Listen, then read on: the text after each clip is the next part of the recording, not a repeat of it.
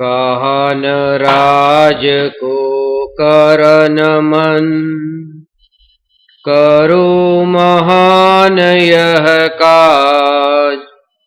आत्मज्ञान की प्राप्ति है, मंगलमय सुख साज। मंगलमय सुख साज।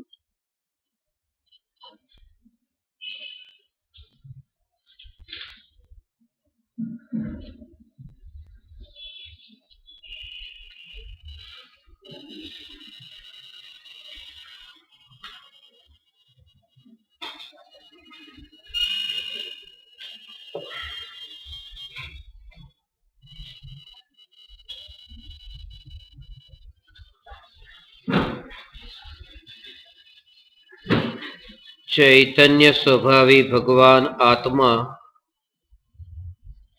अनादि अनंत शुद्ध चैतन्य मात्र है, ज्ञान मात्र है। मैं चैतन्य मात्र, ज्ञान मात्र भगवान आत्मा हूं। प्रति समय यह जागृति उन्हें रहती है जिन्हें आत्मा का स्वसंवेदन प्रत्यक्ष निर्विकल्प अनुभव हुआ हो। जानने वाला और जानने में आने वाला, इन दोनों में भेद समाप्त हो जाए, उस दशा का नाम निर्विकल्प आत्मानुभूति है। और ऐसी निर्विकल्प आत्मानुभूति आप समस्त परमात्मा को अभी यहां सहज रूप से हो सकती है। इसलिए बार बार कहते हैं कि तीर्थंकर परमात्मा की दिव्य ध्वनि को सुनते सुनते समो शरण में जीव आत्मज्ञान पाता है। इतना ही नहीं, समो शरण में ही मुनि भी होता है और समो शरण में केवल ज्ञान भी पाता है। उसका एक ही कारण है कि तीर्थंकर परमात्मा की जो दिव्य ध्वनि है, उस दिव्य ध्वनि को वह साधक ऐसे सुनता है, भाव से भिगकर सुनता है। भाव से भिगकर सुनने का भाव यह है कि शब्दों की ओर उसका जोर नहीं, उसकी दृष्टि नहीं,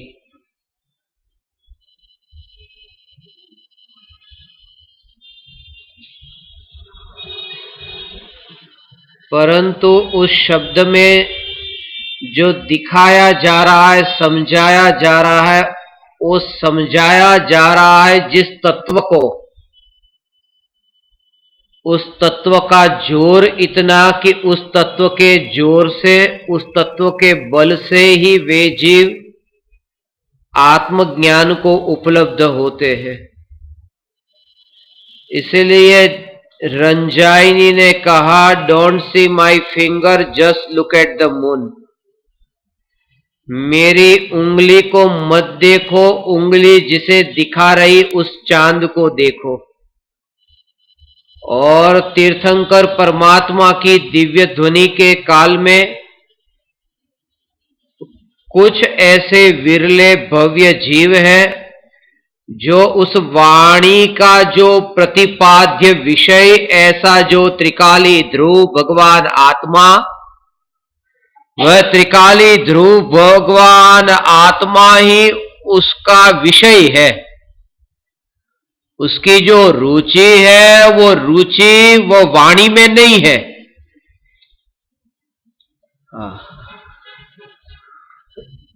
वाणी सुनने गया, उस जीव की रुचि वाणी में नहीं है,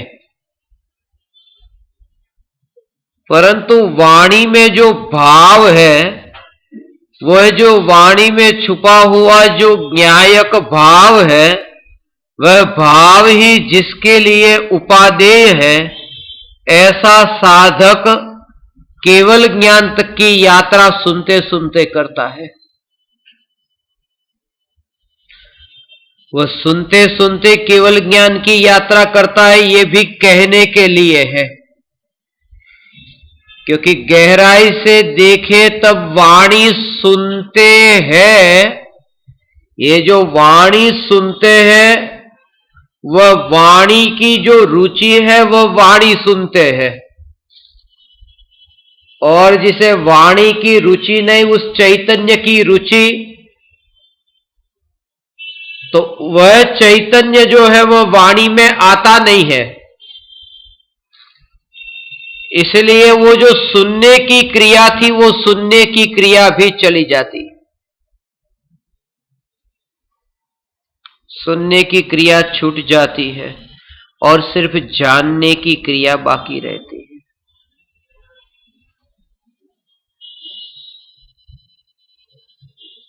तब इंद्रियां बीच में से हट जाती है।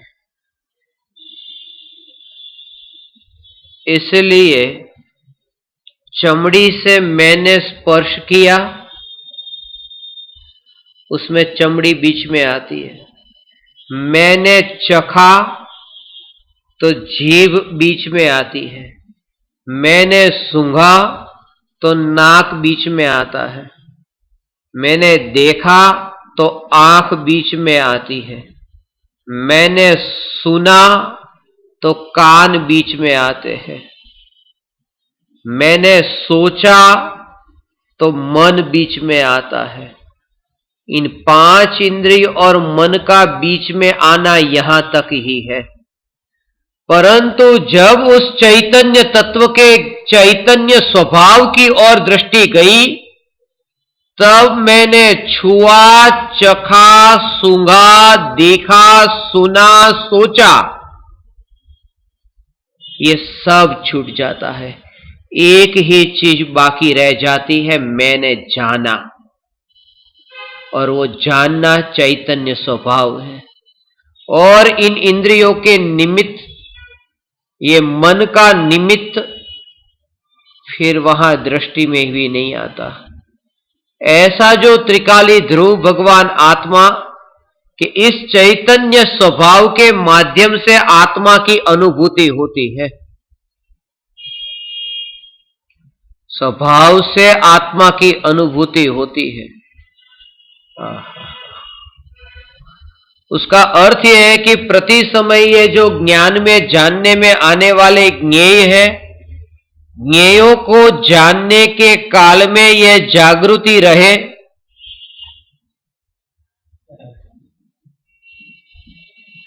ये जो ज्ञान है, निर्मल ज्ञान है, ये जो ध्रुव चैतन्य स्वभाव है,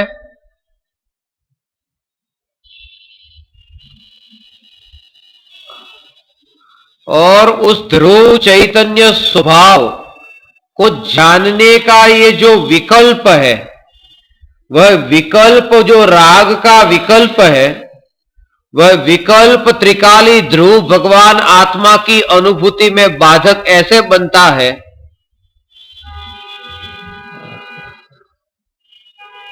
एक छोटा सा एक समय का विकल्प उस अनुभूति में बाधक बनता है। चैतन्य तत्व के प्रत्यक्ष दर्शन नहीं होते हैं। एक छोटा सा रजकण यदि आंख में गिर जाए तो सामने विराट पर्वत हो तो भी नहीं दिखाई देता है रजकण छोटा सा। ऐसे ही यह जो विकल्प है, वह विकल्प एक समय का विकल्प, एक और कोई भोगों के विकल्प नहीं है। यह विकल्प है कि त्रिकाली ध्रुव भगवान आत्मा यह जानने में आए, इतना विकल्प, वह विकल्प ही अनुभूति में बाधक होता है। जब वह विकल्प भी छूटा तब सहज भगवान आत्मा अनुभव में आया। उस अनुभूति की स्थिति कैसी है, थोड़ी चर्चा उस पर पहले करते हैं। त्रिकाली ध्रुव भगवान आत्मा का अनुभव का जो विकल्प है, वह विकल्प भी वो ऐसे बाधक बना है कि साक्षात ध्रुव भगवान आत्मा के दर्शन में बाधक बना। और भ्रमणा ये हो जाती है कि यही तो भगवान आत्मा है, वो जो विकल्प है वही भगवान आत्मा है, ऐसी भ्रमणा हो जाती है। विकल्प एक समय का है, मैं एक समय के लिए नहीं हूं। ये जो भगवान आत्मा और ये जो भगवान आत्मा की अनुभूति का विकल्प के अनुभव हो, मुझे अनुभव हो, मुझे अनुभव हो, मुझे अनुभव हो, ये विकल्प जब ज्ञान की पर्याय में यह विकल्प जानने में आता है, तब श्रद्धा यह मानती है कि यही मैं जो जानने में आया, क्या कि यह विकल्प,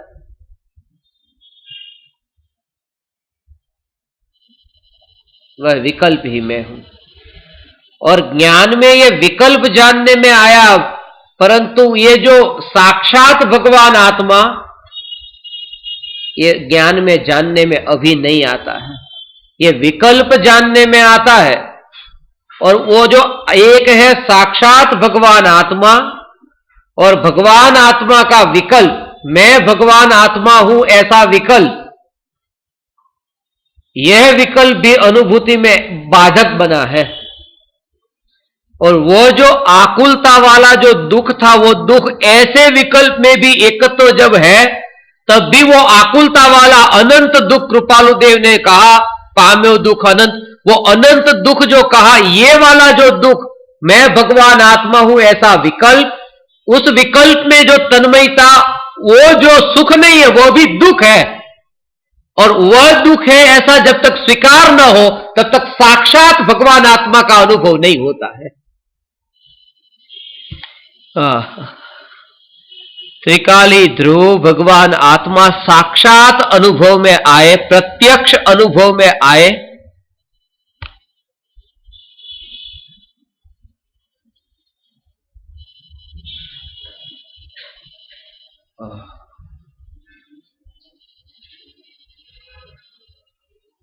उस विकल्प को भी वही कहा कि वह विकल्प भी दुख, विकल्प भी दुख। मैं भगवान आत्मा हूं, मैं भगवान आत्मा हूं, मैं भगवान आत्मा हूं, ऐसा जो विकल्प है, उस विकल्प की जो रुचि है, वह रुचि अनंत दुख है। वह रुचि अनंत दुख है। साक्षात चैतन्य तत्व की अनुभूति, जब ये विकल्प जो कि मैं भगवान आत्मा, ये भगवान आत्मा तो यहां है, द्रव्य अनादि अनंत है, एक समय का विकल्प जो पर्याय में हुआ, ज्ञान में यह विकल्प जानने में आया और उसमें ही तन्मयता की यह विकल्प मेरा स्वरूप है।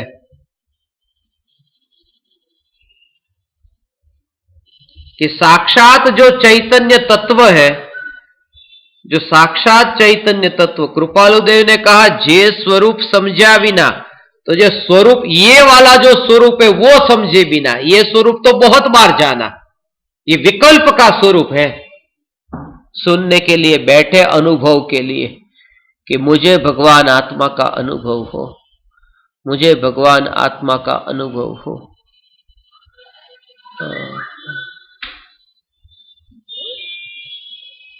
उसमें भी उसको रुचि नहीं है, उसका जोर नहीं है।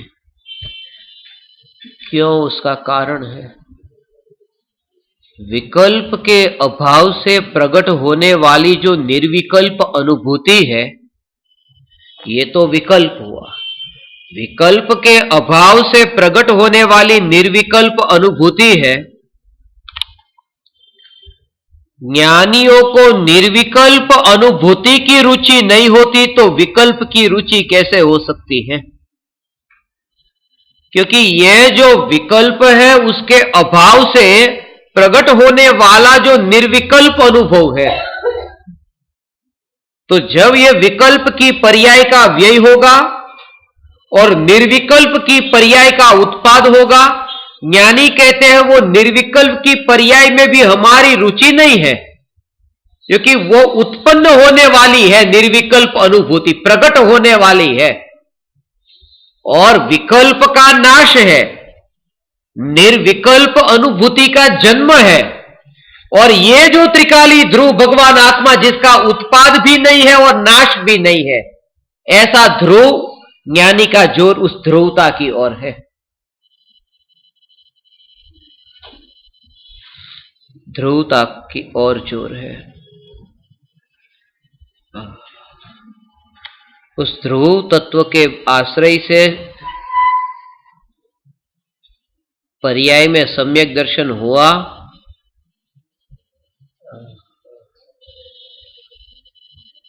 सम्यक दर्शन हुआ, पर्याय में तो हुआ, सम्यक दर्शन हुआ तो हुआ, जान लिया कि सम्यक दर्शन हुआ, परंतु जोर त्रिकाली ध्रुवता की ओर है। ऐसा ध्रुव चैतन्य मात्र ज्ञान का घन पिंड, ऐसा में भगवान आत्मा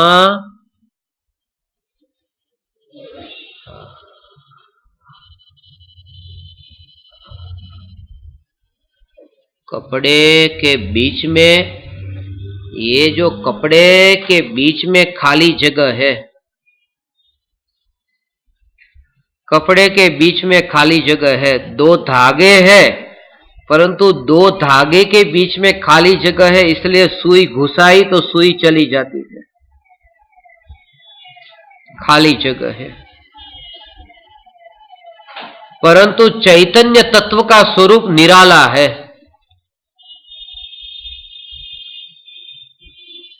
यहां जो आत्मा अभी देह में, यहां आत्मा है, यहां ऐसे शरीर के परमाणु के अंदर भी यहां खाली जगह है, परंतु आत्म प्रदेश ऐसे है कि दो आत्म प्रदेश के बीच में खाली जगह नहीं है।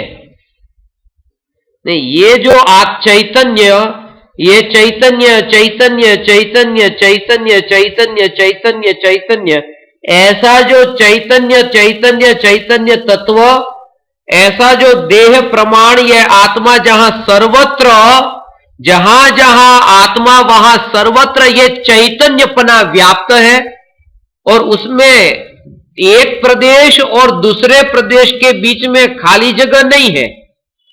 जैसे ये धागे और धागे के बीच खाली जगह है, ऐसे ये चैतन्य चैतन्य प्रदेश जो, वहां कहीं खाली जगह नहीं है, रिक्त स्थान नहीं है, इसलिए वो अखंड है। ऐसा जो ध्रुव चैतन्य तत्व अखंड है कि जहां देखे वहां चैतन्य ही चैतन्य, आत्मा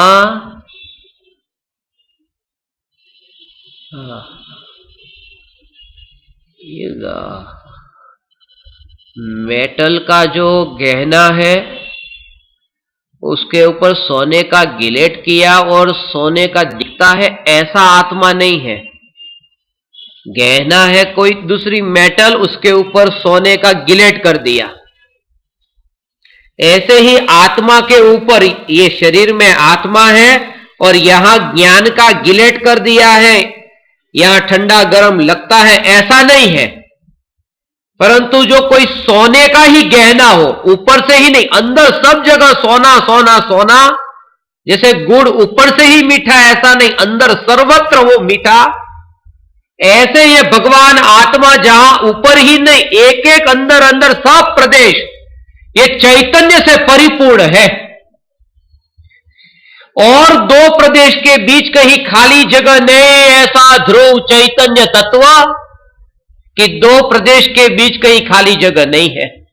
ऐसा अंतर से सर्वत्र चैतन्यमय, दो प्रदेश के बीच कहीं खाली जगह नहीं, इसलिए उसे चैतन्य घन कहा।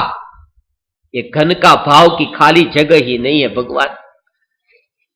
प्रत्येक आत्मा का ऐसा स्वरूप निराला है, कहीं खाली जगह नहीं है, ऐसा स्वरूप है। ऐसा जहां देखे वहां चैतन्य चैतन्य घन है, घन है, चैतन्यमय, वो चैतन्य का घन है।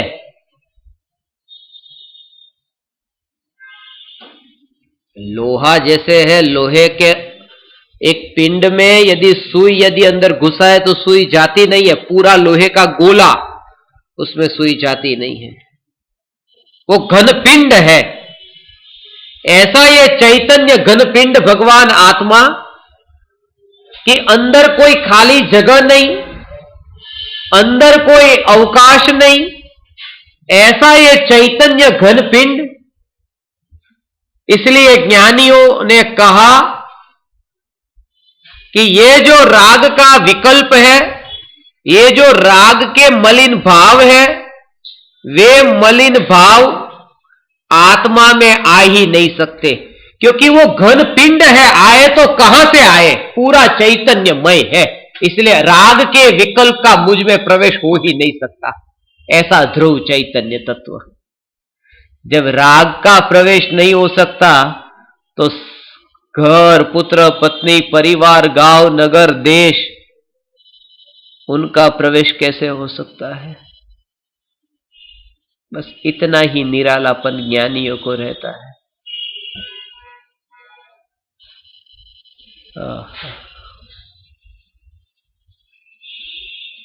ऐसा निरालापन रहता है।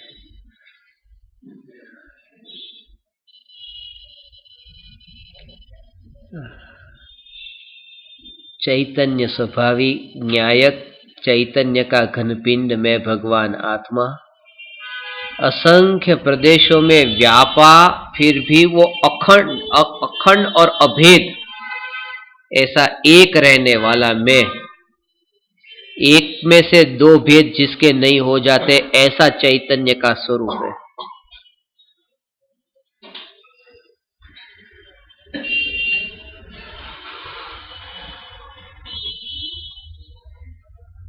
गुड़ में जहां देखे वहां, जहां जहां जहां चखा वहां मीठापन।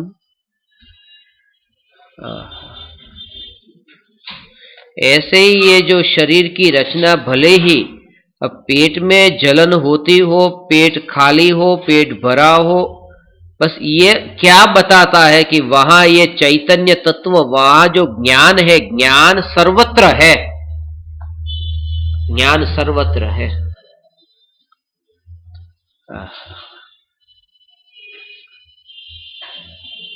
पता नहीं है अंदर पेट में क्या है, वो पता नहीं है, मगर जो जलन होती है देखा नहीं है अंदर क्या है, मगर उसका जो ज्ञान होता है वहां चैतन्यपना है।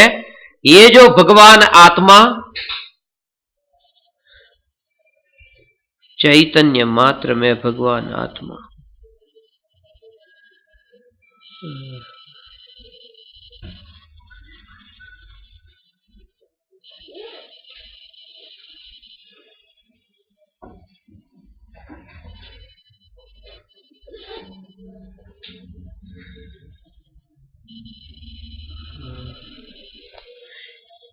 ये एक समय की पर्याय का जो विषय, ऐसा त्रिकालिक ध्रुव,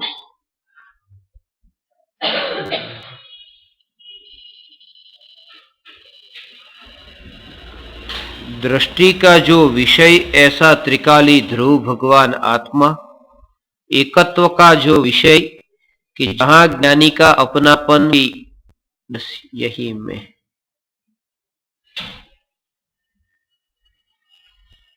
ऐसी निर्विकल्प अनुभूति के बल पर परम कृपालु देव की ये स्थिति देखने को मिलती है।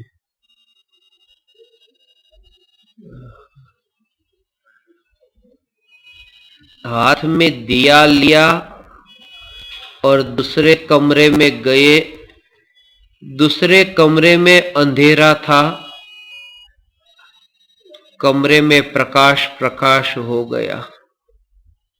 फिर उस कमरे से तीसरे कमरे में दिए को लेकर गए।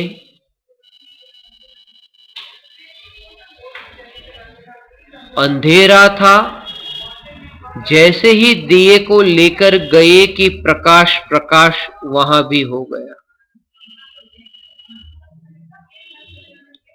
ऐसे ही अनेक कमरे में दिए को लेके जाए और कमरा जो अंधेरा था वहां प्रकाश हो जाता है। जब कमरे को हम प्रकाशित कहते हैं कि अच्छा कमरा है, परंतु वह जो प्रकाश है वह कमरे का अंश नहीं है, वो प्रकाश इस दीपक का स्वभाव है। इस देह रूपी कमरे में ये जो ज्योति प्रकट दिखाई दे रही, ये जो चलना फिरना घूमना ये दिखाई दे रहा है। और जैसे ही हम कहते हैं कि मृत्यु हुई और वो मृतदेह जो पड़ा का पड़ा ऐसा ही है, तो वह जो थी ज्योति वही चैतन्य, और वह चैतन्य वो अनुभव में आए, एकत्व पूर्वक अनुभव में आए कि यही मैं हूं।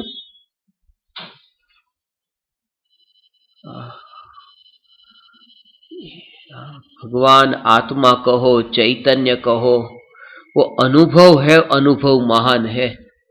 किसी ने चैतन्य तत्व कहा, किसी ने भगवान आत्मा कहा,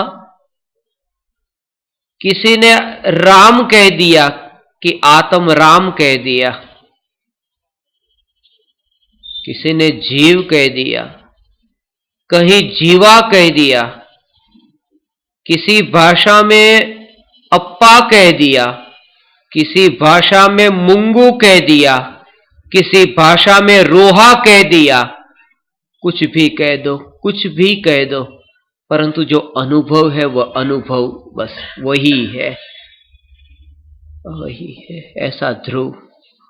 इसलिए उस शब्द के भी भाव को ग्रहण करना भगवान।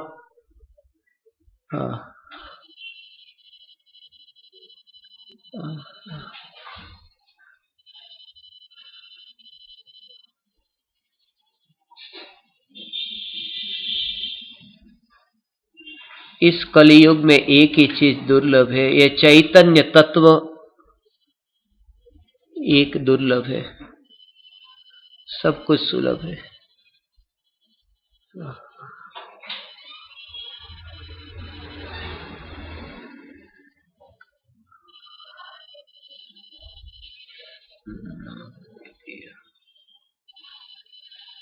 हरि तारा नाम छे हजार, कया नामे लखवी कंकोत्री। अपन कहते हैं भगवान के 1000 नाम कहे, कया नामे लखवी कंकोत्री। किसी भी नाम से लिख सकते हो। आत्मा को आत्मा ही कहना जरूरी नहीं है, उसे राम भी कह दिया, जीव भी कह दिया, जो कहना वो कह सकते हैं। हरि को, परमात्मा को किसी भी नाम से बुला सकते हैं। इसलिए किसी भी नाम से बुला सकते हैं क्योंकि परमात्मा का कोई नाम नहीं है। जैसे किसी व्यक्ति का नाम है रमेश, तो उसका नाम है कि यह रमेश है, नाम है रमेश है। अब उसे किसी और नाम से नहीं बुला सकते क्योंकि नाम है उसका रमेश। किसी नाम से तो उन्हें ही बुला सकते हैं, किसी भी नाम से उन्हें बुला सकते हैं जिसका कोई नाम न हो। जिसका नाम हो उसे दूसरे नाम से नहीं बुलाया जा सकता। इसलिए कहा हरि तारा नाम छे हजार, कोई भी नाम से बुला सकते हैं क्योंकि उसका कोई नाम नहीं है। अनुभव पर जोर देना, अनुभव ही बलवान है। ऐसा त्रिकाली ध्रुव भगवान आत्मा जब अनुभव में आया, जिस पर्याय में अनुभव में आया, अनुभव में आते ही ज्ञानियों के परिग्रह का त्याग होता है, अज्ञानियों के नहीं होता है। और वह त्याग तभी प्रारंभ हो गया जब अनुभव हुआ। ऐसा नहीं कि मुनि होंगे तब परिग्रह का त्याग होगा।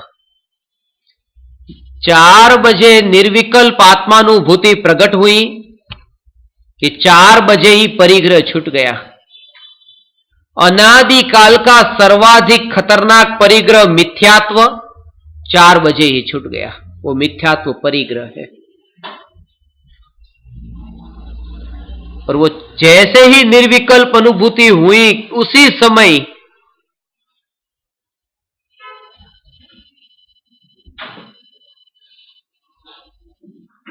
इसलिए मुनिवर राम सिंह ने कहा, पाहुड़ दोहा नाम का शास्त्र है।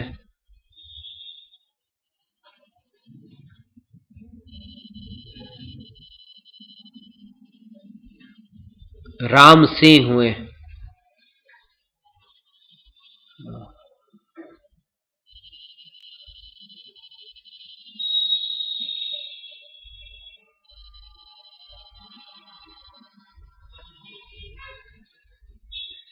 जिस प्रकार सांप कंचुली को छोड़ देता है परंतु अंदर के विष को नहीं छोड़ता,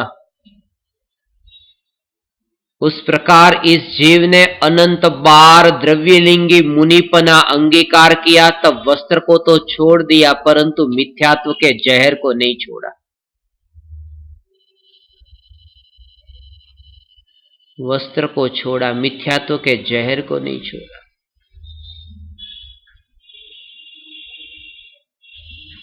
और जहां अंतर से ही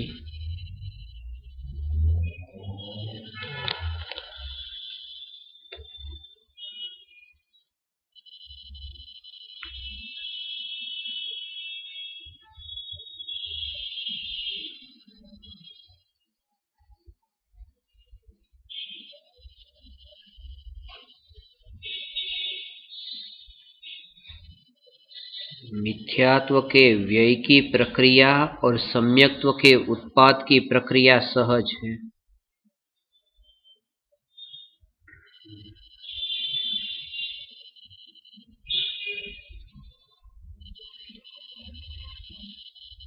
त्रिकाली पर दृष्टि का जोर आया कि सहज का अर्थ ये हुआ कि उन पर्यायों में फेरफार करने का कोई विकल्प नहीं है।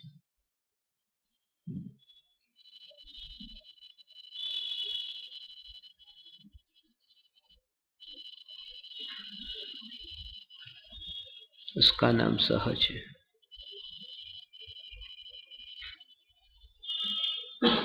पंचम गुणस्थानवर्ती श्रावक की 11 प्रतिमा पर चर्चा चल रही है। उनमें से 9 प्रतिमा पर चर्चा हुई। अब 2 प्रतिमा पर चर्चा करना है।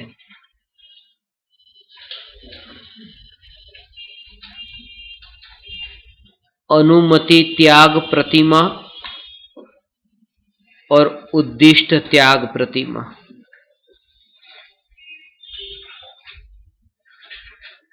ये 2 प्रतिमा श्रावक की उत्कृष्ट दशा है। श्रावक अवस्था में अधिक से अधिक इन दशाओं तक पहुंचा जा सकता है।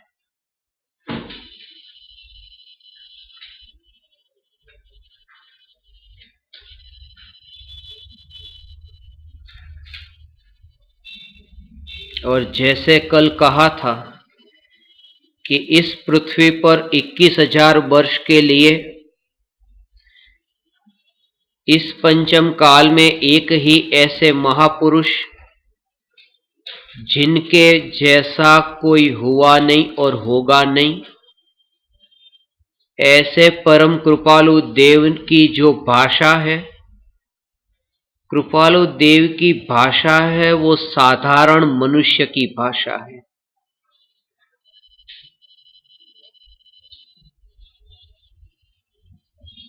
अनपढ़ व्यक्ति भी समझ सके ऐसी भाषा है। और दुनिया को इससे कोई लेना देना नहीं है कि आप कितने बड़े ज्ञानी हैं या केवल ज्ञानी हैं। दुनिया को इससे लाभ है कि हमें आपकी बात कितनी समझ में आती है। ये महत्वपूर्ण है।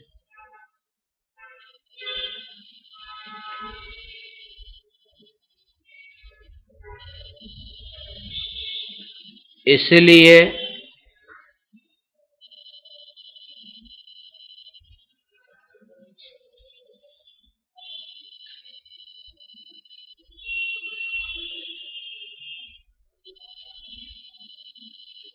त्रिकाली ध्रुव भगवान आत्मा की अनुभूति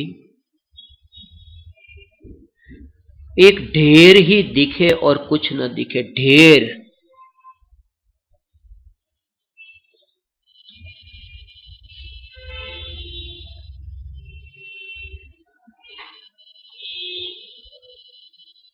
यहां ऐसा निराला, यहां जो आत्मा है, ये जो आत्मा है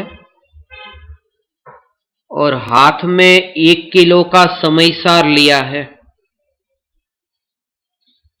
5 मिनट तक पकड़ के रखा तो फिर भार लगता है, बोझ लगता है। 1 किलो का समयसार 5 मिनट तक है, लेके जाना था कहीं।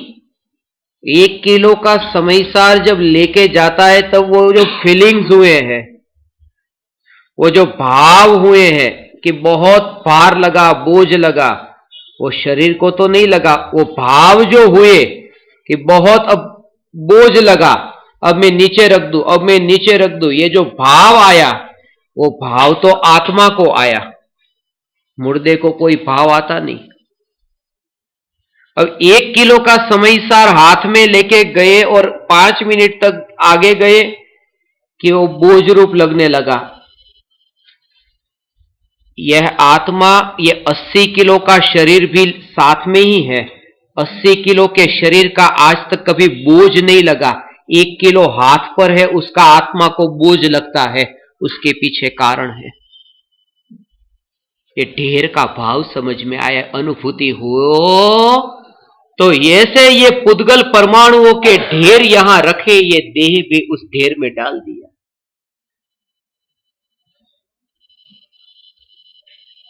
देह को भी उस ढेर में डाल दिया। कृपालु देव की ये दशा जो है ना, आसपास जो है उन परमाणुओं के ढेर में इस ढेर को डाल दिया है। धवला, जय धवला और महाधवला नाम ऐसे ग्रंथों में इस पर विवेचन किया है। अगर वो सुनकर के, पढ़कर के वह बोध नहीं होगा जो अनुभव से होगा। अभी वर्तमान में स्पर्शन इंद्रिय के निमित्त से जो ज्ञान होता है, इसलिए दो में इतना भेद है। ये जो वस्तुएं यहां रखी है, उन वस्तुओं को हम ये नहीं कहते हैं कि ये मैं हूं। इसलिए दो, एक मैं और एक मेरा। हम ये कहते हैं गाड़ी मेरी है, पैसे मेरे हैं, पुत्र मेरा है, माता पिता मेरे हैं, ये सब उन्हें हम मेरे कहते हैं। और एक चीज ऐसी है जिसे हम मेरा के साथ में और कुछ कहते हैं, उसे मैं कहते हैं, और वो देह है। हम ये नहीं कहते कि मैं गाड़ी हूं, हम ये नहीं कहते मैं रुपये हूं, ये नहीं कहते कि मैं मकान हूं, मकान मेरा है, गाड़ी मेरी है, समयसार मेरा है, ऐसा। और इस देह में ऐसी एकता बुद्धि अनादि से है कि वो मैं हूं। मैं हूं तो फिर मैं का बोझ कैसा? माने जो अपने से दूर मेरा तो यहां आया, ये अभी है नहीं, ये आया तो अब इसका बोझ लग सकता है।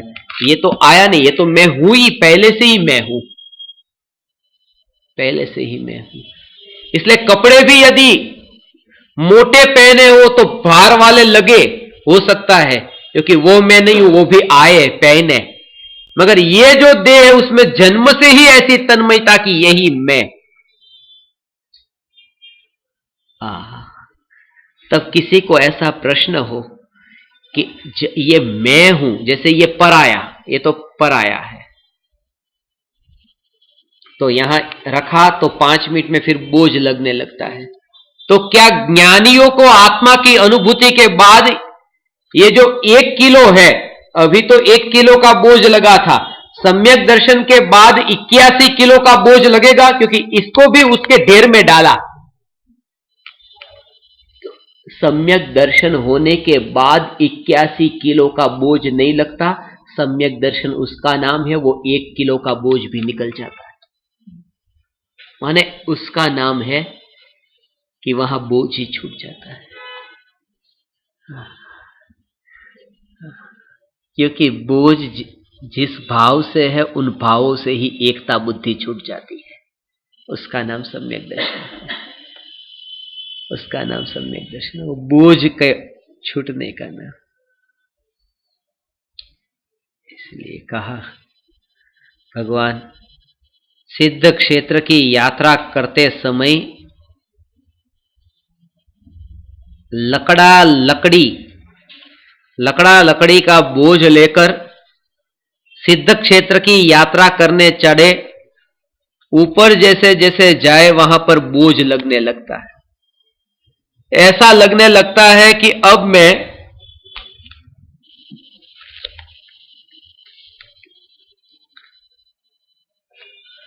इसे भी फेंक दूं, बोझ लगने लगता है।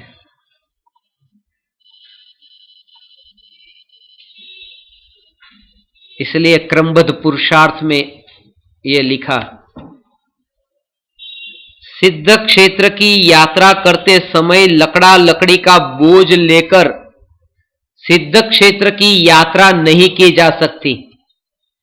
तो सिद्ध क्षेत्र था वो पहाड़ था, ऐसे ही सिद्ध पद मोक्ष की जो यात्रा है वो लड़के लड़की बेटे बेटी के बोझ को लेकर नहीं हो सकती, अर्थात जो अपना नहीं है पराया है उसका बोझ अपने ऊपर, फिर उनके विकल्प का बोझ भी लेकर वो यात्रा नहीं हो सकती।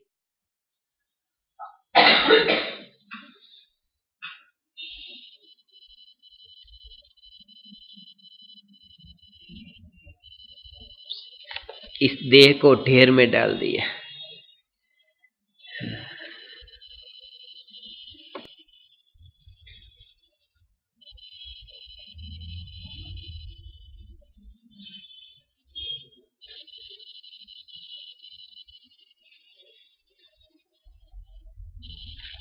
ऐसा स्वरूप है।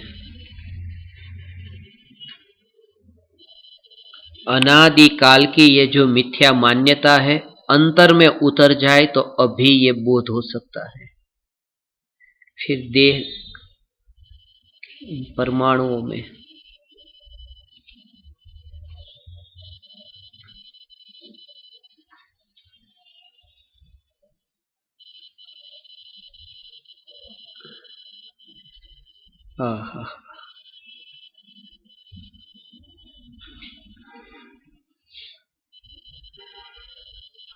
कल अंत में ये चर्चा की थी परिग्रह त्याग प्रतिमा,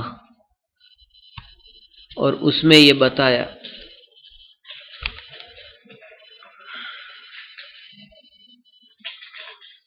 जिन वस्तुओं को अनादि से मैं भगवान आत्मा ने ग्रहण किया ही नहीं, उन वस्तुओं को त्यागने वाला मैं कौन?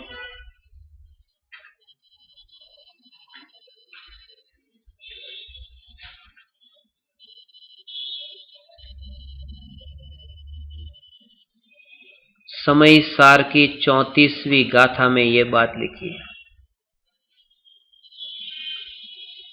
ज्ञान ही प्रत्याख्यान है। वस्तु को छोड़ने का अर्थ यह है कि ये जो वस्तु है उसे छोड़ने का नाम छोड़ना नहीं, ये जो वस्तु है उसे यहां थी अपने पास और यहां रखी तो छोड़ी, ऐसा नहीं। मगर ये जो वस्तु यहां पड़ी है, गहराई से समझना, ये जो वस्तु है अभी अपने पास में जेब में पड़ी है, तिजोरी में पड़ी है, घर में पड़ी है, उन वस्तुओं को घर से बाहर निकाल देना या तो वस्तुओं को वस्तु की जगह रहने देना और खुद बाहर निकल जाना, उसका नाम त्याग नहीं है। मगर ये जो भी वस्तु है उनका चैतन्य में प्रवेश हुआ ही नहीं है, ऐसा जानने वाला जो ज्ञान है, उस ज्ञान का नाम त्याग है। उस ज्ञान का नाम त्याग है। ज्ञान को ही त्याग कहा, ज्ञान ही प्रत्याख्यान है। अनादि से मैंने वस्तु को ग्रहण किया नहीं, और फिर भी ग्रहण त्याग की जो बात चलती है, व्यर्थ की बात है। दो मित्र जैसे ट्रेन में जा रहे थे, दोनों बात कर रहे थे।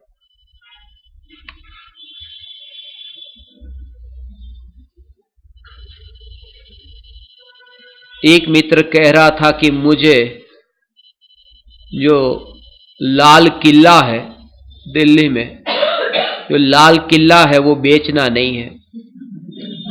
दूसरा कहता था कि मुझे खरीदना नहीं है अभी, आजकल, बाद में सोचूंगा। दोनों बात ही कर रहे थे। ना तो वो बेचने वाला है, ना वो खरीदने वाला। कुछ बेच भी नहीं सकता और खरीद भी नहीं सकता। ऐसा ही ये स्वरूप है कि मैं इसे ग्रहण करूं, मैं इसे त्याग दूं, की बात है।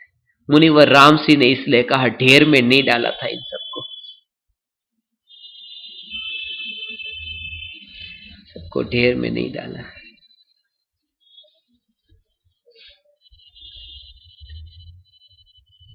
आप लोग ये करते हैं, रात को सोते समय वोसराविन सोते हैं ना, वोसराविन, वोसीरा, व्यर्थ का नाटक बंद कर दो। गोरख धंधा है वो, और कुछ नहीं है। व्यर्थ का नाटक बंद करें तो सत्य तक कभी पहुंचने की संभावना है। बचपन से ही यही सिखाया गया। रात को सो गए 10 बजे, मैं छोड़ता हूं। सुबह उठूं तो ठीक है, नहीं तो छोड़ देता हूं। और उठूं तो मेरा, और न उठूं तो छोड़ दिया, न उठूं तो छोड़ दिया। ये छोड़ना क्या छोड़ना हुआ। और उसमें भी फिर रात को 2 बजे तबीयत खराब हो और अस्पताल जाना पड़े तो छोड़ी हुई गाड़ी का उपयोग कर सकता है, क्योंकि सो तब छूटे, अब तो जाग गया 2 बजे।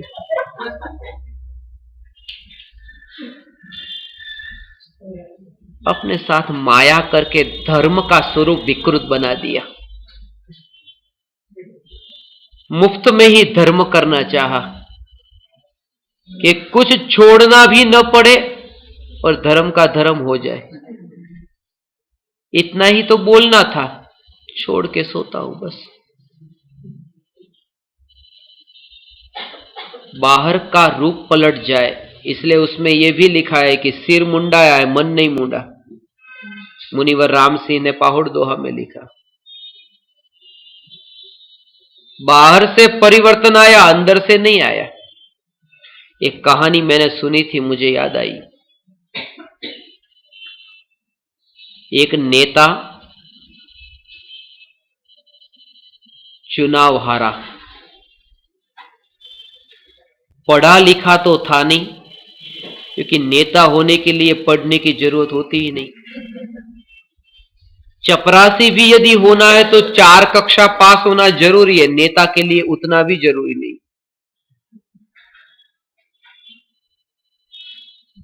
तो उन नेता ने सोचा कि अब क्या करूं, चुनाव तो हार गया।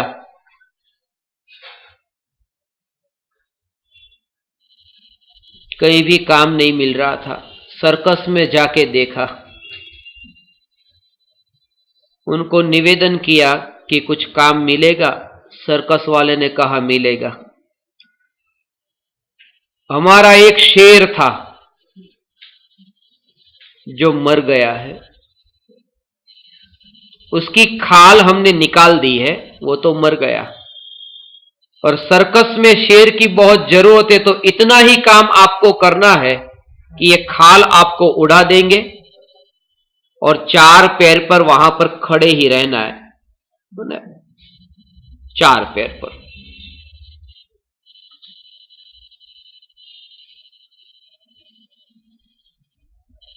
और उसकी जो पुराना वाला शेर था, उसकी हमने आवाज भी टैप करके रखी है, तो तुम्हें और कुछ भी नहीं करना है। वो हम पीछे से आवाज चालू करेंगे और तुम्हें ये खेल करते रहना है, बस चार पैर पे थोड़ा इधर उधर चलते रहने।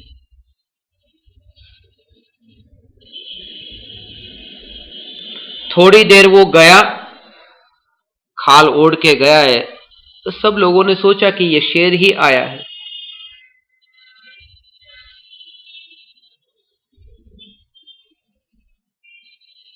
अचानक हुआ यूं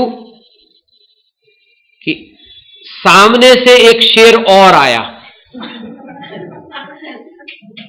और ये दो पैर पे खड़ा हो गया। लोग सोचने लगे कि ये दो पैर पर शेर कैसे खड़ा हो गया, तो लोग भी खड़े हो गए। सर्कस में सर्कस हो गया।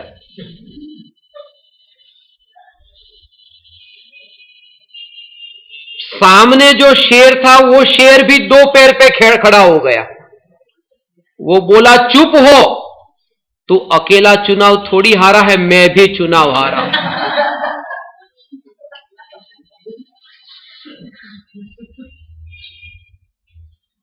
खाल ओढ़ ली है हमने साधुओं की, अंदर तो वही भय, अंदर वही मिथ्यात्व, अंदर का कचरा तो ऐसा ही पड़ा है।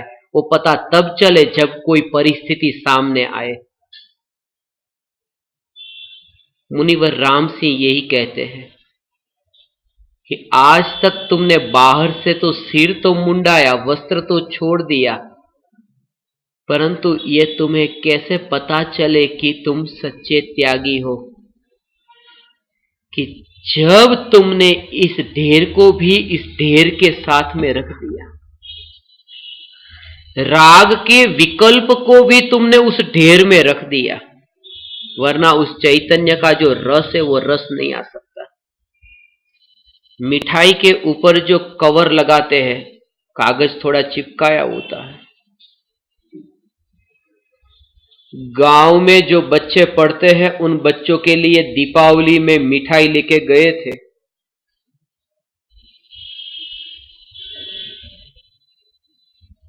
यहां से किसी ने कहा था कि हमारी तरफ से मिठाई उनको गांव में जो उमराला में बच्चे पढ़ते हैं उन्हें देना।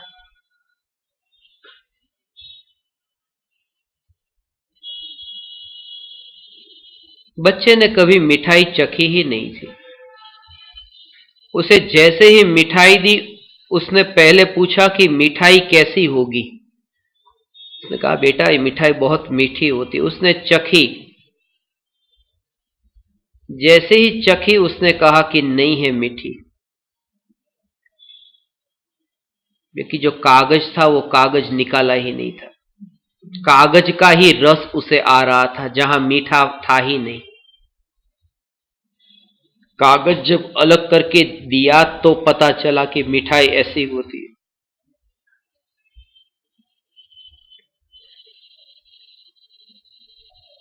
तो जो राग का विकल्प है ना, वो चैतन्य तत्व और ये राग का विकल्प उसका एक आवरण हो गया है। और आज तक हमें जो रस आया है ना साधना में, ये विकल्प, ये वो कागज का ही रस आया। और इसलिए हम कहते हैं कि आत्मा तो अभी वो आह्लाद स्वरूप, ऐसा चैतन्य तत्व अंदर से आनंद के सागर जो डोलते हैं, ऐसा जो अनुभव होता है, ऐसा हमें क्यों नहीं हुआ? क्योंकि वो विकल्प मैं हूं वहां ऐसी सूक्ष्म रूप से देखे तो वहां सुख बुद्धि रह गई कि यहां पहुंच ही नहीं पाया। ऐसा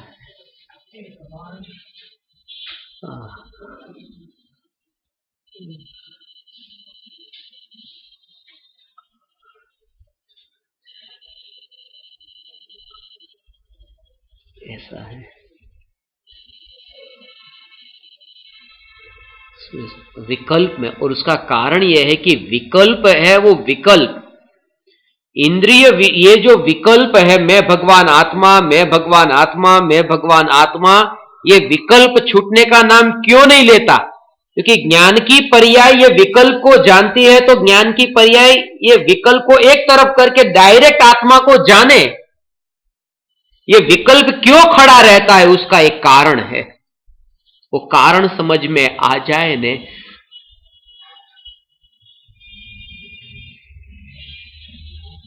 यही त्रिकाली ध्रुव भगवान में हूं।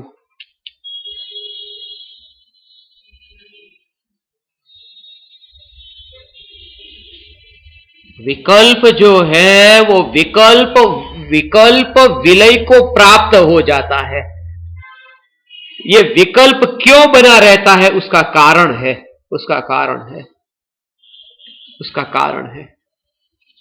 उससे उसे कोई लेना देना नहीं है विकल्प को, उसको उसे ऐसा स्वरूप है।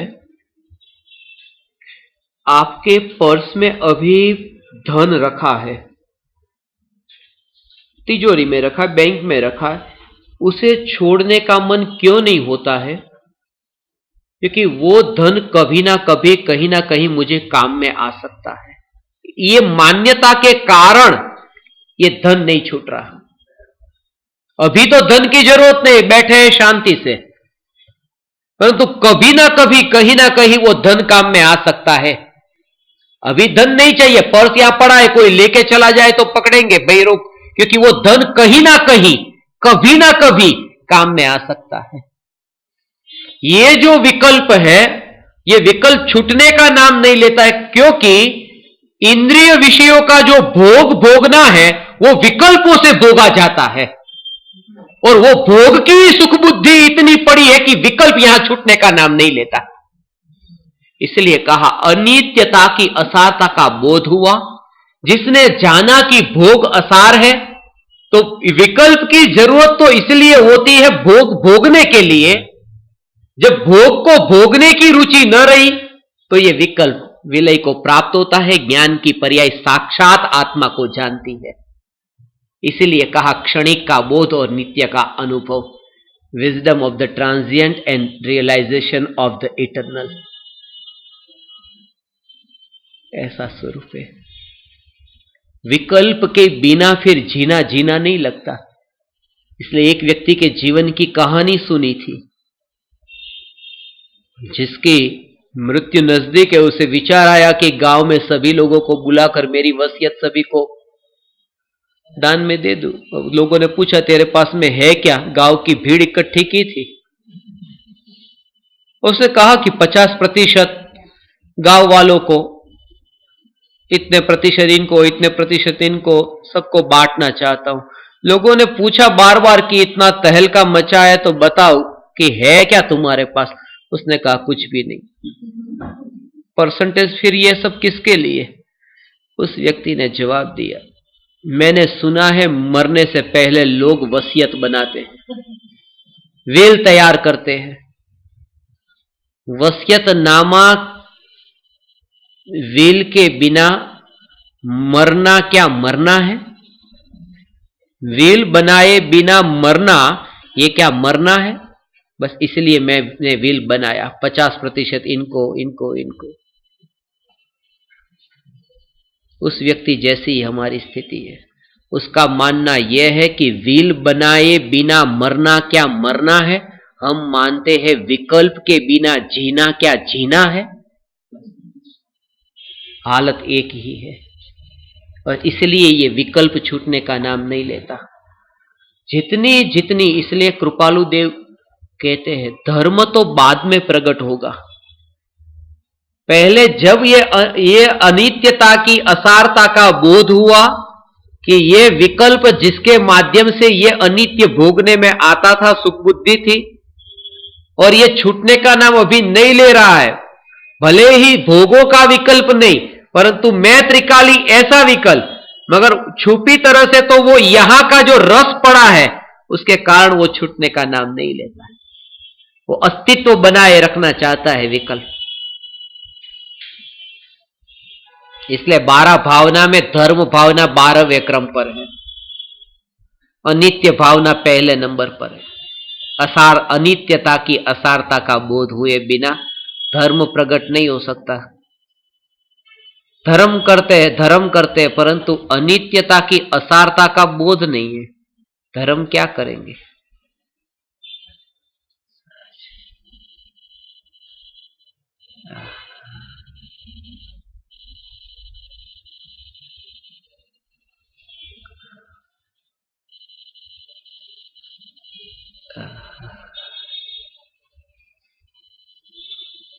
जो 9वीं प्रतिमा है परिग्रह त्याग प्रतिमा, उसके बाद 10वीं प्रतिमा है अनुमति त्याग प्रतिमा। इस स्थिति में पंचम गुण स्थान में 10वीं प्रतिमा में श्रावक की परिणति ऐसी निर्मल होती है, फिर वह किसी भी प्रकार की अनुमति नहीं देता। व्यापार आदि संबंधी, परिवारजन संबंधी, मित्र शत्रु के किसी भी प्रकार की कहीं पर भी अनुमति नहीं होती। अनुमति नहीं होती अर्थात उसका वहां पर इन्वॉल्वमेंट बिल्कुल ही नहीं होता। कोई पूछे कि मुझे क्या करना, उसके प्रति वह उदासीन रहता है।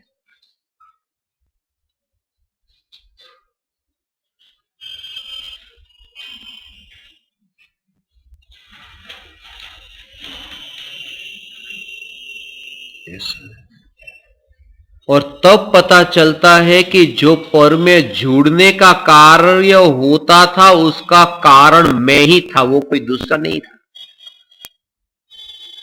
अनुमति नहीं देता है, नहीं कि वो कोई पूछने नहीं आते हैं, पूछने आए परंतु उसकी अंतर से ही चैतन्य के चिंतन में ही अंतर की धारा वितराग परिणति की निर्मलता के बल पर अंतर में ही ऐसा झुकाव, इतना जोर रहता है कि वहां पर फिर भाव ही नहीं आता कि ये करो या ये करो।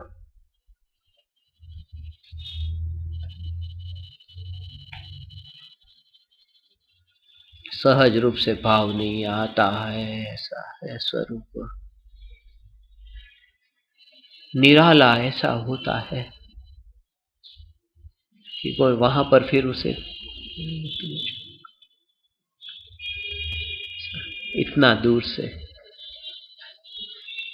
ऐसा स्वरूप। मेरे ही भाव पहले उनमें जुड़ते थे, अब मेरे ही अंतर जब भाव न रहा तब फिर सहज ही बाह्य निमित्त आने पर भी फिर वहां विकार नहीं होता, फिर वहां पर ऐसा कोई भाव नहीं होता।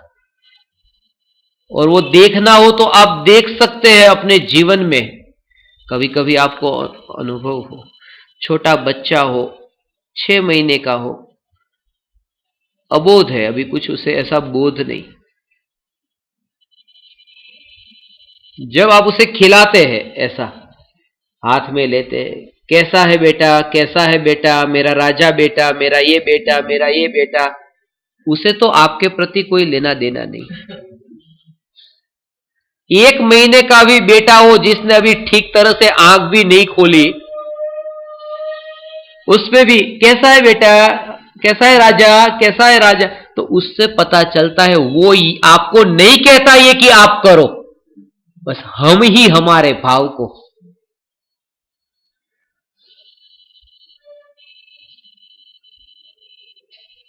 इसलिए ज्ञान से न्याय तक में लिखा है कि आप घर में रहते हो ना तो अंदर कहीं ना कहीं ये रुचि रह जाती है कि डोरबेल बजी तो कौन आया था, आप अंदर के कमरे में कौन आया था, पूछना जरूरी लगता है।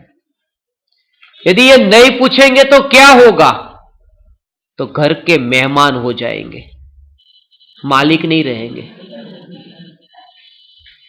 मालिक, ये मालिकी पना जो है ना, बस वहीं पे ही गड़बड़ है। जहां परिग्रह छूटा, मालिकीपन छूटा, फिर ये भाव भी छूटा। इसलिए परिग्रह के कारण ये कषाय नहीं होते, अंतर की कमजोरी के कारण। ये जो मालिकीपने का भाव है वो ज्यादा खतरनाक है। शुरू शुरू में तो हमें ये पता भी नहीं था, अब पता चला है।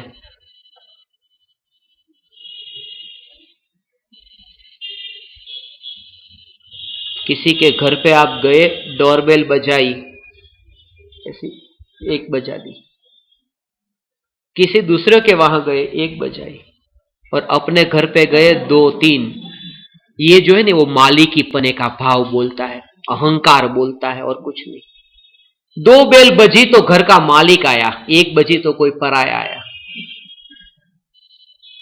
मैं हूं ने, मेरा है, अहंकार बोलता है। और वो कहां से आया अहंकार?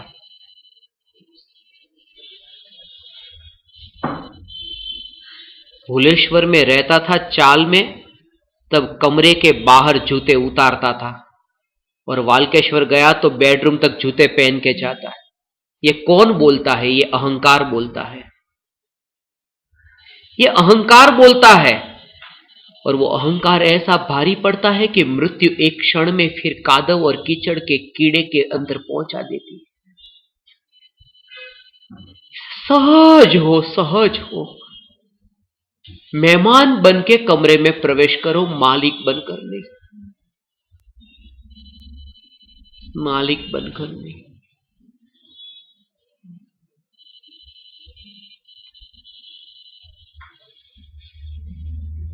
મહાવીરનો વારસદાર કોણ એમાં લખ્યું છે, જે લોકો દરિયાની બાજુમાં રહે છે અને દરિયાદિલ થતા નથી. લખ્યું છે, જે લોકો દરિયાની બાજુમાં રહે છે અને દરિયાદિલ થતા નથી તે મરીને મધદરિયે માછલું બને છે.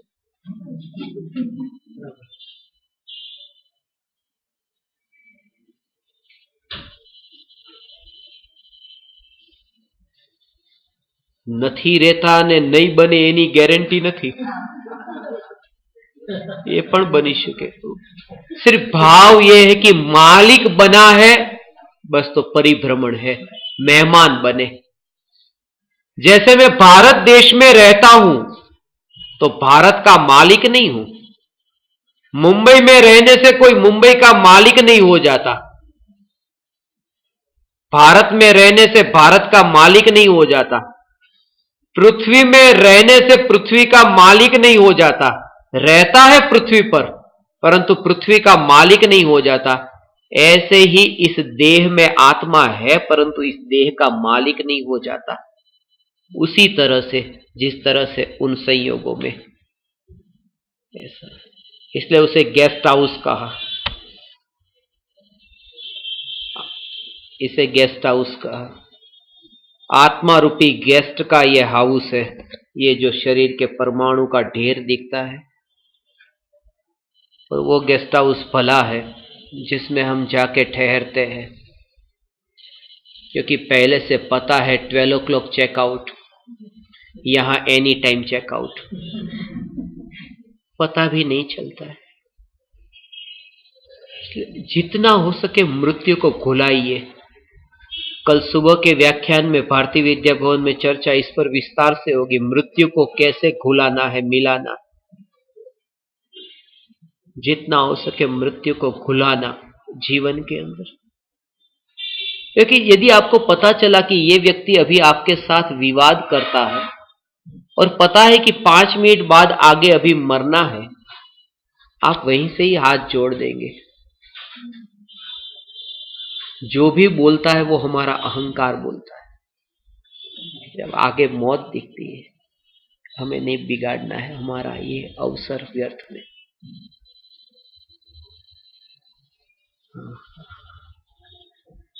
आपका बेटा बेटी, पुत्र, ये परिवार, सगा संबंधी, मित्र, ये सब आपके पास अनुमति लेने आते हैं क्योंकि आप अनुमति देते हैं। जब उन्हें पता चले कि इनको कोई रुचि ही न रही तो कोई आएंगे भी नहीं, समझ लीजिए, कोई आग्रह भी नहीं करेंगे कि आप क्यों नहीं।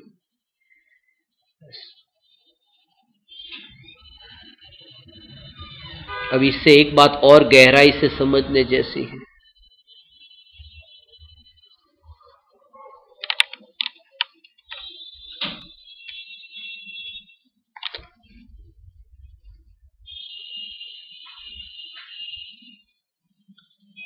पंचम गुणस्थान वर्ती श्रावक के जीवन में ही जब अनुमति का त्याग हो जाता है, और ये अनुमति सिर्फ ऐसी नहीं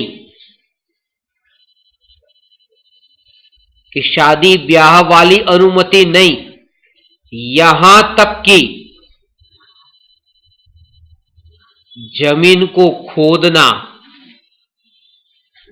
जमीन को खोदना, इमारत बनवाना, शास्त्र छपवाना, मंदिर बनवाना, स्वाध्याय भवन बनवाना, इन सभी विषयों में इस स्थिति पर आने पर वहां पर अनुमति भी नहीं देता।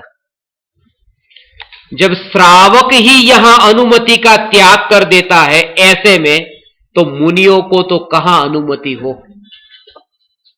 अब जो स्वयं को मुनि माने और उनके नाम पे ही मंदिर बने या देरासर बने, अब विचार कर लेना, श्रावकों को यहां पर यह प्रतिज्ञा होती है, 10वीं प्रतिमा, अनुमति त्याग प्रतिमा।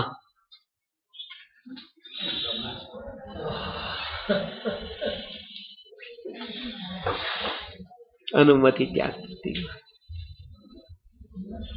इसलिए कहा आज के इस युग में सच्चे साधु के दर्शन तो दुर्लभ है, सच्चे श्रावक के दर्शन भी दुर्लभ है। सम्यक दृष्टि ज्ञानी धर्मात्मा ही दुर्लभ है, श्रावक तो और आगे। ये जो परिभाषा है ना, बहुत मार्मिक है इसकी, अनुमति त्याग प्रतिमा। क्योंकि जो स्वयं जमीन खोदता नहीं, इमारत बनाता नहीं, जिसका अगला कदम यह है कि जो मुक्ति के मार्ग पर मुनि धर्म की ओर आगे बढ़ रहा है,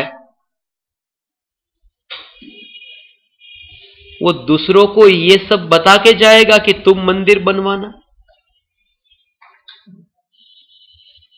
तुम ये करो, तुम ये करो, तुम ये करो। जो स्वयं अभी हिंसा से छूटना चाहता है, दूसरों को ये कहे कि तुम ये हिंसा करना।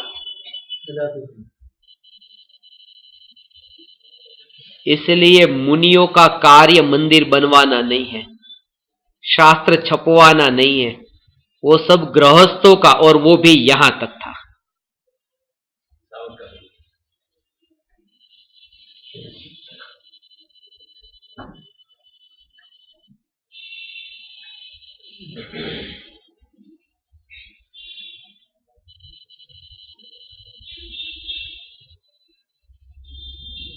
सहज व्यवस्था हो जाएगी।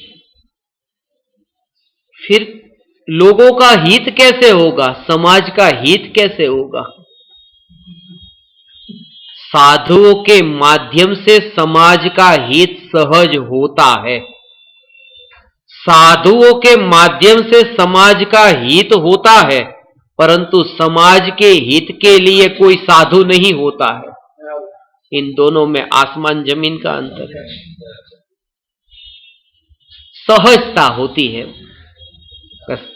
समाज सेवा के लिए कोई साधु थोड़ी हो। जीवों का क्या होगा कि वो सहज हो जाएगा। इसमें भी तुम्हारा अहंकार है कि मैं नहीं करूंगा तो कौन करेगा। उसमें भी कहीं ना कहीं अहंकार है, मैं नहीं करूंगा तो कौन करेगा।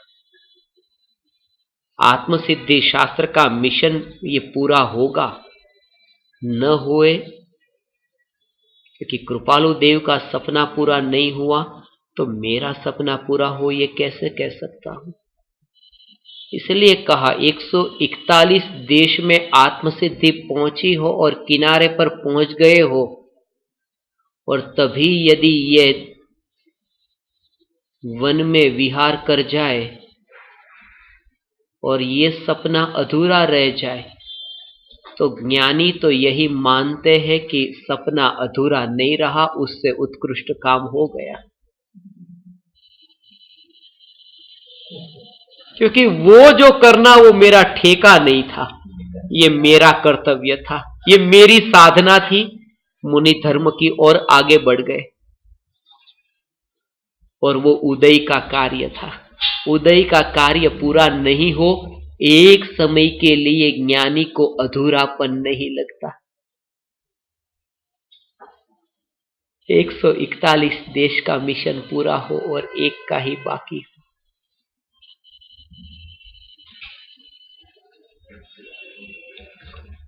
जोर त्रिकाली ध्रुव, भगवान आत्मा और निज आत्मा। इसलिए खास समझना, साधुओं के माध्यम से समाज का हित हो, ठीक है, परंतु समाज के हित के लिए कोई साधु नहीं होता। इतना सहज हो गया वो, आग्रह न रहा, ऐसा ही होना चाहिए, ऐसा ही करना चाहिए, ऐसा ही। इस सब उदय अनुसार, प्रकृति अनुसार, प्रकृति व्यवस्था करेगी, प्रकृति व्यवस्था करेगी।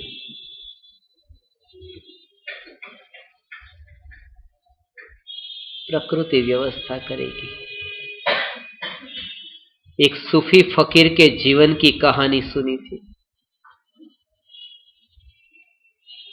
सूफी फकीर का नियम था कि दोपहर में खाना खाकर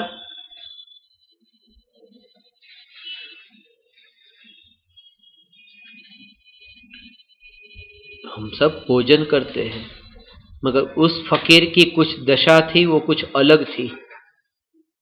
और फकीरों में सूफी फकीर जितने विनम्र हुए हैं, उतने पृथ्वी पर फकीरों में विनम्र और कोई फकीर नहीं हुए।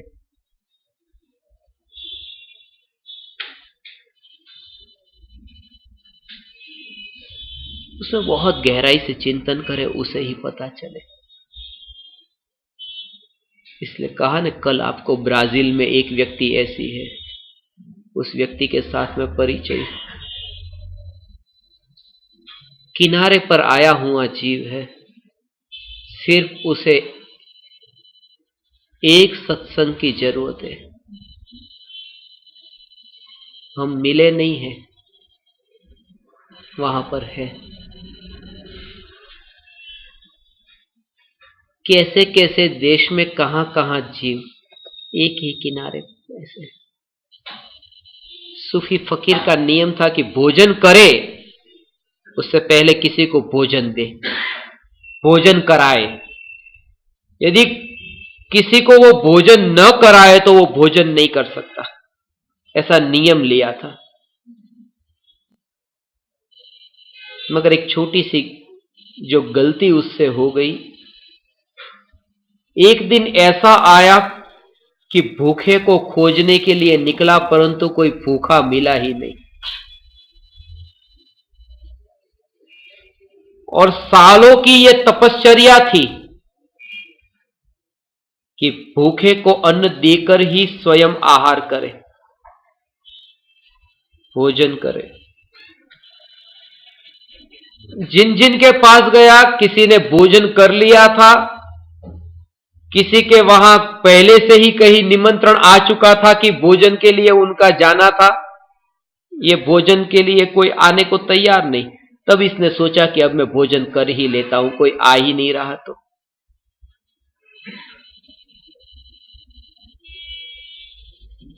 जैसे ही भोजन के लिए पहला कोर उसने उठाया कि किसी ने दरवाजा खटखटाया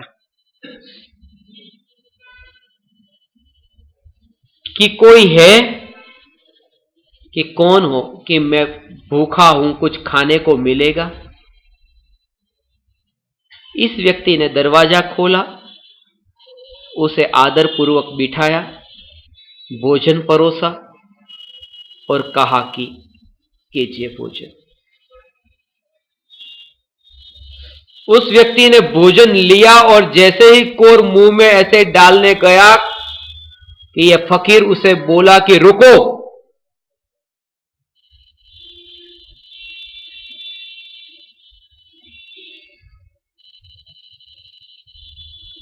तुमने अल्लाह का नाम नहीं लिया,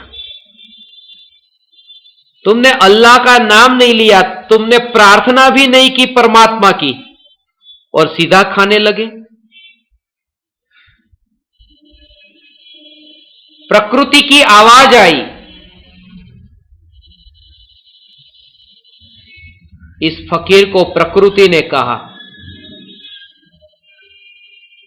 चुप हो जा, भोजन करने दे उसे। बोले वो भगवान का नाम नहीं ले रहा, अल्लाह का नाम नहीं ले रहा, और बिना नाम लिए मैं उसे कैसे भोजन करने दूं? वो भोजन नहीं कर सकता। तो प्रकृति ने कहा, 70 साल से मैं उसे भोजन दे रही हूं, वो परमात्मा का नाम नहीं ले रहा है, तो भी तू कौन है उसे भोजन नहीं देने वाला? मगर तेरा आग्रह हो गया है, जैसा मैं करूं दूसरा भी ऐसा ही करना चाहिए। ये सहज प्रकृति की व्यवस्था, इतनी भी चेष्टा नहीं कि ऐसा ही इस मार्ग पर ही आपको चलना चाहिए। सिर्फ इतना कह दिया, ये चैतन्य तत्व उपादेय है, हमने उस चैतन्य को जाना है, आपको कह दिया, बस इतना निवेदन करके रख दिया, चुपचाप वो निकल गया। फिर वो देखने नहीं आता आपने कितना किया, आपने क्या किया, आपने क्या किया।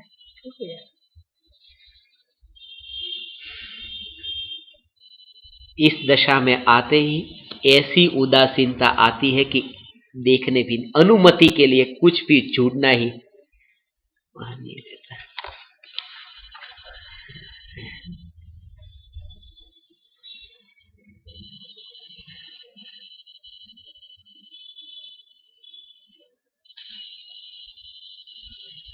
सहज रूप से सामाजिक संबंध यहीं से ही छूटने लगते हैं।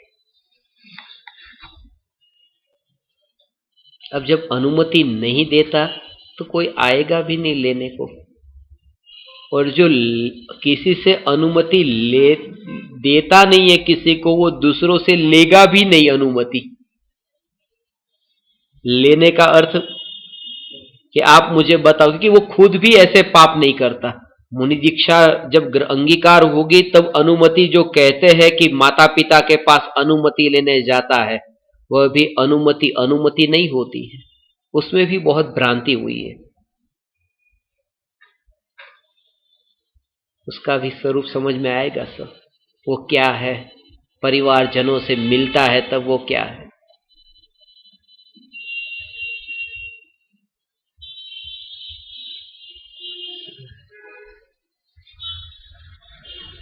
समाज के संबंध ऐसे ही छूटने लगते हैं। आप शादियों में जाते हैं लोगों के वहां पर, क्यों जाते हैं? खुशी खुशी जाते हैं, इसलिए कि हमारे घर पे शादी हो तब लोग भी हमारे घर पे आए। भाव तो वही है, नहीं तो हमारे यहां कौन आएगा।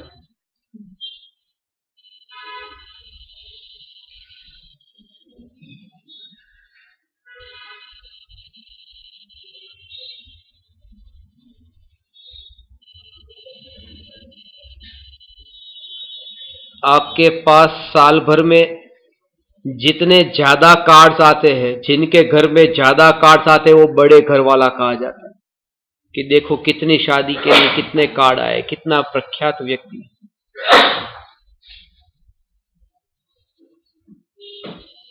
ये कहते हैं हजारों लोगों के वहां से शादी के आमंत्रण आते हैं, परंतु हम शादी के लिए नहीं जाते। सीधी सी बात है, जिसे शादी नहीं करनी तो उसे विचार भी नहीं आता हमारे यहां कौन आएगा, तो फिर जाने की भी जरूरत नहीं है। ये टेंशन तो तब आता है जब हमारे यहां किसी को बुलाना हो, जब बुलाना ही नहीं है तो फिर।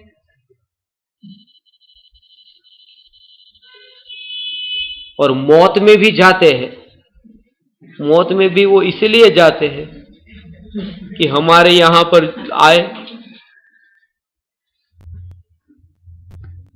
और जिन जिन के वहां हम गए होंगे, हमारी मृत्यु के बाद हम देखने भी नहीं आने वाले कि कौन आए कौन नहीं आए।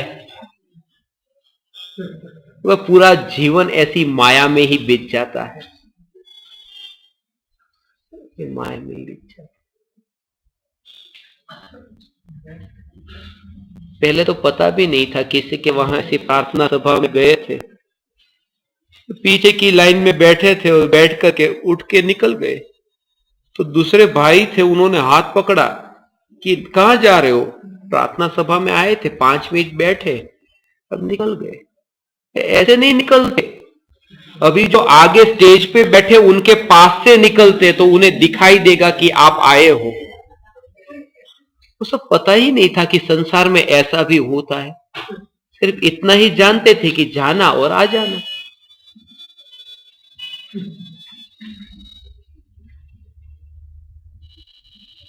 और 2 घंटे की बात का तो फिर बाद में पता चला कि 2 घंटे की प्रार्थना सभा होती है तो 1 घंटे और 50 मिनट तक यदि 50 लोग हैं तो आखिरी 10 मिनट में फिर 200 लोग आ जाते हैं। कहां से पता नहीं, क्योंकि तभी वो लाइन शुरू होती है मिलने की। इस समाज के साथ जो हम यहां रहते हैं, ये जितनी माया में रहते हैं, इस प्रतिमा में आने वाला जीव समाज से विरक्त हो गया। कि समाज का अर्थ ही ये होता है संगठन, समाज। अनंत गुणों का ये समाज, ये भगवान आत्मा, उसे समाज कहा है। पंडित टोडरमल जी ने समाज कहा। अनंत गुणों का पिंड ऐसा ये भगवान आत्मा, ये समाज, इसके आश्रय से वितराग परिणति ऐसी प्रकट हुई, समाज की अपेक्षा अब उसे नहीं।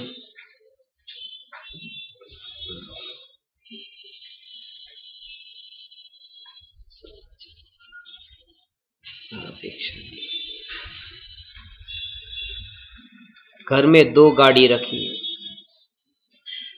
ये भी सब आपको मिलके ही पता चला कि 2 गाड़ी, एक छोटी है और एक बड़ी है। छोटी ऑफिस के लिए, बड़ी पार्टी के लिए, शादी के लिए। रोज रोज जाना हो तो ट्रैफिक कम हो तो छोटी, और वहां दिखाना किसको है? सिर्फ पहुंचना है ऑफिस। और शादी पार्टी में गए तो वहां दिखाना भी है, सिर्फ पहुंचना नहीं है। और ऐसी माया के बीच में ही देह छूटता है ना, उमा स्वामी कहते हैं वो नरक में जाके जन्मता है इस परिणामों के फल में। तत्वार सूत्र में जरूर पढ़ना।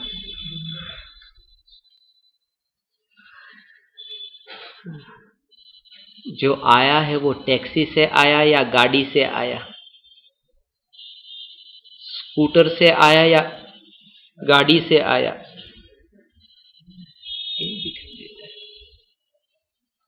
पाईधुनी के पास में इतनी भीड़, ट्रैफिक इतना होता है, फिर भी एक व्यक्ति है वो बड़ी गाड़ी लेके वहां आता है, अंदर घुसाता है, 2 घंटे बाद बाहर निकलता है। एक बार उनको कहा आपका घर पास में ही है, गाड़ी लेके क्यों आते हो?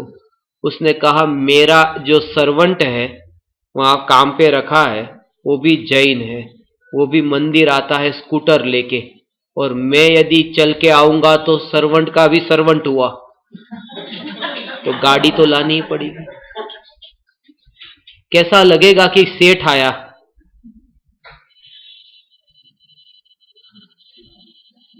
खाली हो जाए, जितना भरा है ना यहां सब खाली हो जाए।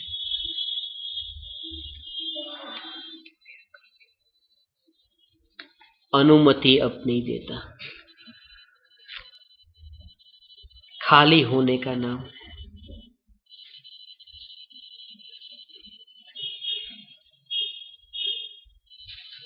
इस्लाम में फहरिश में परमात्मा के 100 नाम लिखे, उसमें 100 नाम है परमात्मा के। उसमें पहला नाम जो है उसका नाम है अल्लाह, और 99 नाम तो उसमें लिखे हैं और 100वां नाम लिखा ही नहीं है, खाली छोड़ दिया। कोई कुछ ही जीव उसका भाव समझते हैं, खाली रख दिया। मुस्लिम में एक किताब है, उस किताब का नाम है किताबों की किताब। उस किताब का नाम है किताबों की किताब। उर्दू में मेरे पास पहुंची थी।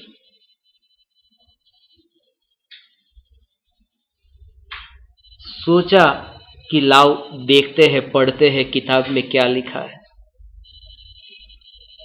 और पूरी किताब का एक एक पन्ना खोल के देखा, पढ़ा तो कुछ भी नहीं, बिल्कुल कोरी।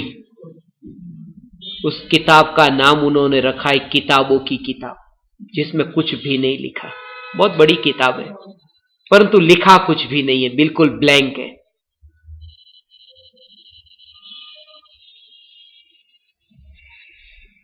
ऐसे कोरे हो जाए, जो भी भरा है निकल जाए।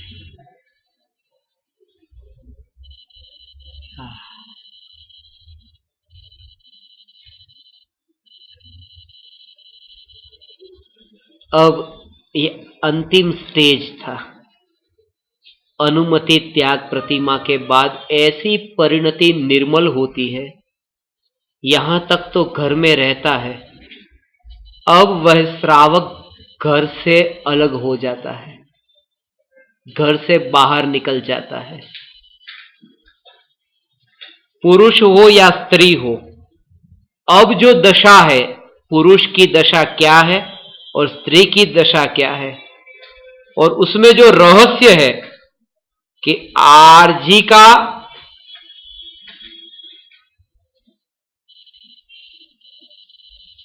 और क्षुल्ली का,